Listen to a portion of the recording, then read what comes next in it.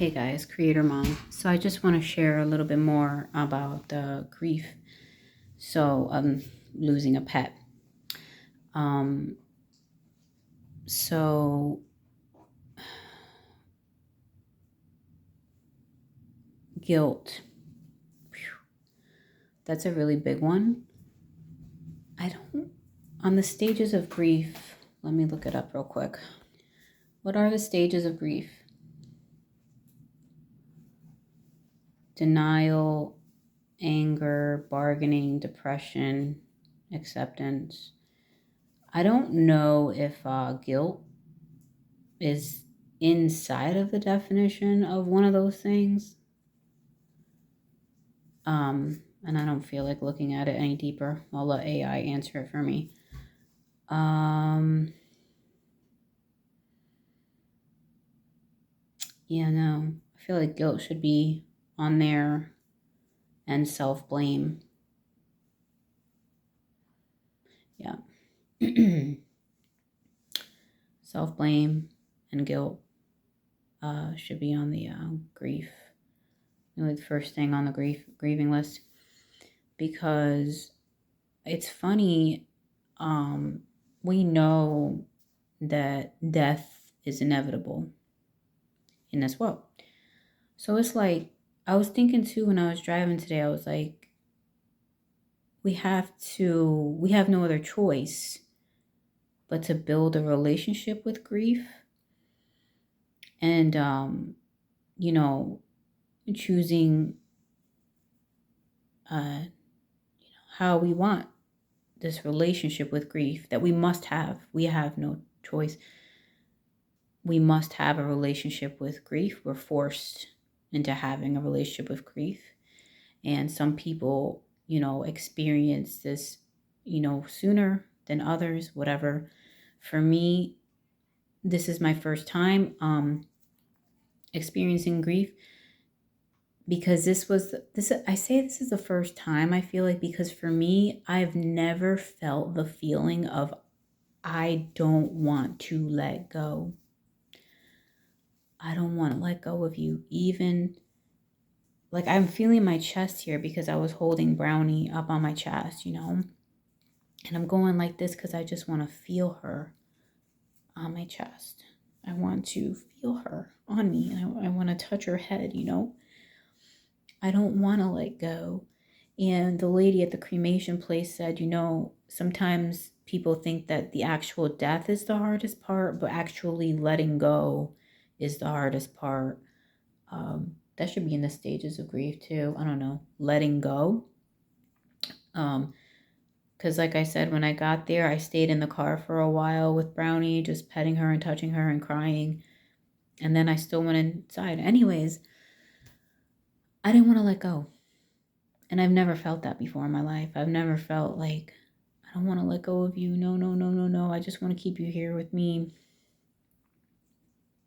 And so, yeah, that's like a part of it. And then, but as I was saying, like, we know that death is a part of life. But we always think we could prevent it from happening when it happens. Like, and then so the other stage of grief would be the blame. So because we were angry, I guess it could be a part of anger, because we're angry that we lost something or someone or a pet, we think, who can we blame for this? Who can we blame to say, hey, if you would have done XYZ, this person or this animal would still be here? We had to blame something. And I was blaming myself. And I still am, and I say it out loud. And I know people say like, it's not, like they may say it's not your fault or you did the best you could. What was your intention? Your intention was to try to do the best for your animal. To, you didn't intend to harm them, but it doesn't really matter. All those things are nice when people say them in the moment, but you still have the feeling in your gut that you are to blame for this, that you are, because you're responsible for this pet, and that's one thing that hit me really hard in my gut was, um, that I failed her. I failed her. And all I could do when I was feeling that feeling, and it felt so nauseating and awful. And I was telling my friend, I felt it kind of where the belly button is, but over on the right side in my stomach. And I felt like a failure, like I failed her. Um, and I just said out loud, I kept saying out loud, I'm sorry, Brownie, that I failed you. I'm sorry if your situation that you had was my fault. And I'm sorry if there was something that I could have done, but I didn't do for you to alleviate your suffering, you know, or to prevent it or to fix it. I'm so sorry. And just saying that out loud when I was having this feeling in my body is very helpful. And it's just not a one and done. And then the feeling moved up to my chest on the same line, but just up to my chest.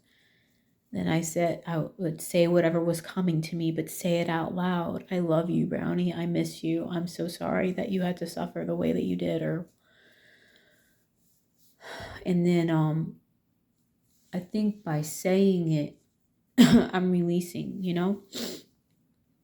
and just that I love you, Brownie, and I miss you, and just saying those things as if she were right here.